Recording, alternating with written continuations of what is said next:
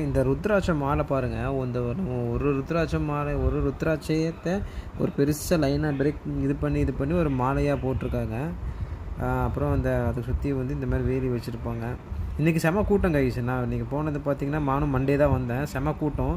பார்த்தீங்கன்னா தெரியும். கிளைமேட் அவ்வளோ சில்லுன்னு இருக்கு. லைட்டா ரெயின் ட்ரிசில் ஆச்சு. கார்ல வரும்போதே. அந்த அளவுக்கு ஒண்ணும் மழைன்னா அப்படின்னா எதுவும் இல்ல.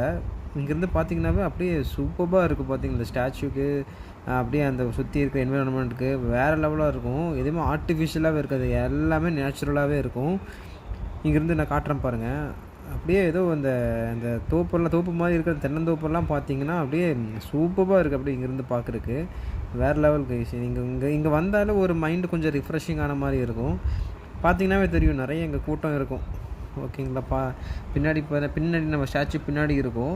ஐ திங்க் இது வந்து வேற ஏதோ இதில மாரி ஏதோ வச்சு செஞ்சுருக்காங்க போல தெரியுது. இங்கேருந்து பார்த்தீங்கன்னா, ஒரு ஆறு மாரி ஓடுது. இங்கேருந்து பார்த்தீங்கன்னா நல்லா தெரியும். அந்த மலையில. அத நான் ஜூம் பண்ணி நான் பார்த்தேன். என்னோட செட் ஃபோன்ல. சரி, அது என்னதான் சரி, ஓகே. Okay guys.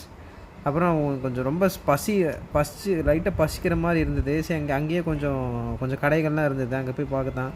அந்த மேகி, அப்புறம் வந்து பானிபூரி, கட்லெட்டு, அப்புறம் காளானு எல்லாமே வச்சுருந்தாங்க. சரி, ஏதோ ஒன்று வாங்கி சாப்பிட்லாம் அப்படின்னு சொல்லிட்டு நான் வந்து பாவ் பஜ்ஜி ஆர்டர் பண்ணேன்.